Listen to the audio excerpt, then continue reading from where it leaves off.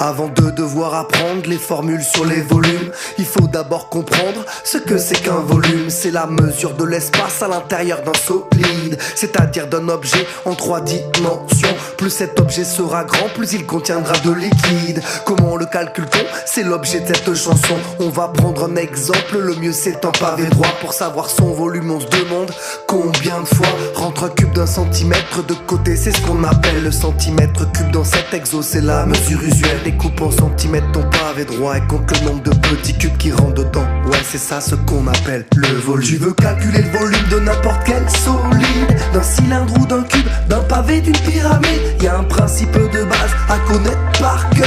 Tu calcules l'aire de la base, tu multiplies par la hauteur. Si ton solide a 2 bases, t'as directement ton résultat. Mais s'il a une base et un sommet, tu divises le tout par 3. Au collège ça marche comme ça pour les solides étudiés. T'as la formule remplace par les valeurs de l'énoncé.